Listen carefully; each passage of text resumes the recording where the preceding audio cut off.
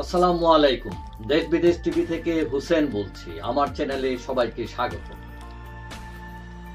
বৈষম্য বিরোধী ছাত্র আন্দোলন থেকে তারা একটি সংগঠন করেন, সেটা হলো জাতীয় নাগরিক কমিটি। এবং গতকাল সোমবার আমরা দেখলাম যে তাদের যে আহ্বায়ক আছেন নাগরিক কমিটির নাসির উদ্দিন পাটোয়ারি, তিনি ঘোষণা দিয়েছেন যে 1-2 মাসের মধ্যেই রাজনৈতিক দল ঘোষণা করবেন তারা। এখন প্রশ্ন হচ্ছে, তারা যেটার মধ্যে আসছেন সেটা কি রাজনৈতিক দল না কি এটা? এখন জুলাই যে তারা বিপ্লব করেছেন, যেটা বিপ্লবের দাবি করেছেন, তার যে চেতনা, সেই চেতনা নিয়ে তারা রাষ্ট্র সংস্কার করতে চান। এখন একটি রাজনৈতিক ফরম্যাটে পুরানোটাকে ফেলবেন নাকি নতুন একটা প্ল্যাটফর্ম তারা দাঁড় করাবেন, এটা নিয়ে একটা সংশয় আছে। এবং নতুন প্ল্যাটফর্ম যদি তৈরি করেন তারা, রাজনৈতিক প্ল্যাটফর্ম, তাহলে নাগরিক কমিটি থাকবে কিনা? তো এখন নাগরিক কমিটিও থাকবে, বৈষম্য বিরোধী ছাত্র সমাজ থাকবে, নতুন আরেক দল থাকবে, মানে একই অঙ্গে এত রূপ। এখন কথা হলো, এই এতগুলোকে তাদেরকে বহন করার ক্ষমতা তাদের আছে কিনা, বা এত দল করার প্রয়োজনীয়তা আছে কিনা, এত জনবল তাদের আছে কিনা।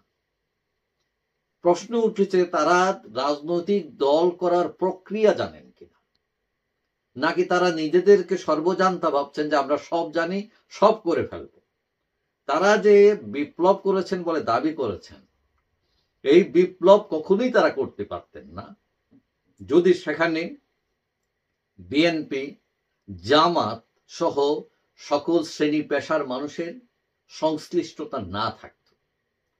এখন তারা যখন রাজনৈতিক দল করবেন, সেখানে কিন্তু বিএনপি সাপোর্ট করবে না, জামাতের লোক এসে লাঠি নিয়ে দাঁড়াবেন আপনার পাশে। আপনি বুঝতে হবে আপনি শূন্য, জিরো থেকে। সুতরাং সেই বিপ্লব আর দল করার বিপ্লব কিন্তু এক না। সেখানে গণজোয়ার ছিল, এখন কি গণজোয়ার আছে?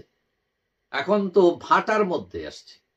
এখন গণজোয়ারকে আপনারা কাজে লাগাতে পারেন না, এখন ভাটার সময় আসছেন যে আপনারা দল দাঁড় করাবেন। এখন ভাটায় কি হয়? ভাটায় তো সবকিছু ধুয়ে নিয়ে যায়। এখন আমরা দেখলাম যে ইতিমধ্যেই যে তারা বিভিন্ন জায়গায় আক্রমণের শিকার হচ্ছে, বিশেষ করে আওয়ামী লীগ তাদেরকে চ্যালেঞ্জ করছে, তাদের উপর অনেকেই খেপা।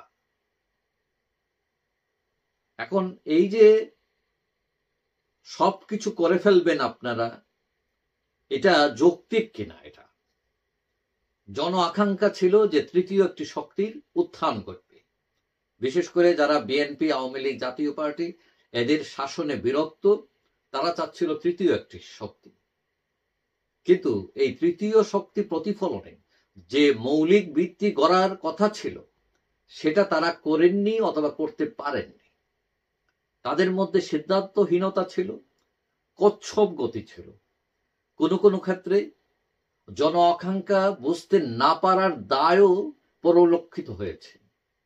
এক্ষেত্রে বৈষম্য বিরোধীর হঠকারিতা প্রভাব বিস্তার করেছে নেগেটিভ ফরম্যাটে। I think they are too late. তাদের ওই অদক্ষতাকে পুঁজি করে আওয়ামী লীগ ইতিমধ্যেই দাঁড়াতে শুরু করেছে, এবং আওয়ামী লীগ ভাবতে শুরু করেছে, এবং অথবা ভাবতে তারা পারছে যে মানে এরা কোনো শক্তি না, এবং এই স্পেসটা আপনারা দিয়েছেন।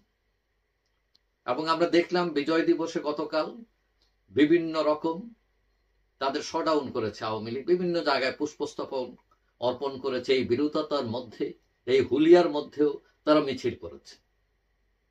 এখন কেউ কেউ মনে করেন এই যে নাগরিক কমিটি বা বৈষম্য বিরোধী ছাত্র সমাজ যারাই বলেন না কেন, তারা দল করতে পারবে, কিন্তু দল করতে যে বুদ্ধিমত্তা, সাংগঠনিক দক্ষতা, ডিটারমিনেশন লাগে, অভিজ্ঞতাকে কাজে লাগাতে হয়, এক্ষেত্রে তারা অনেকটাই পিছিয়ে।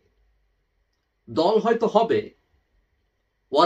ওয়ার্কার্স পার্টিও দল, বাসদ দল, ন্যাপো দল, কিন্তু এরকম দল বিএনপি, আওয়ামী লীগ, জামাতের মতো দলকে চ্যালেঞ্জ করে কতটুকু সাফল্য পাবে, টিকতে পারবে, সেটা নিয়ে সংশয় আছে।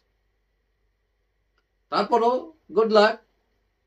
কেউ যদি দেশের জন্য, মানুষের জন্য নির্ভীক হয়ে দাঁড়াতে চায়, সৎভাবে দাঁড়াতে চায়, তাদের জন্য শুভকামনা। যাই হোক, সবাই ভালো থাকবেন। আশা করি দেখা হবে অন্য কোনো ভিডিওতে ইনশাআল্লাহ। আল্লাহ।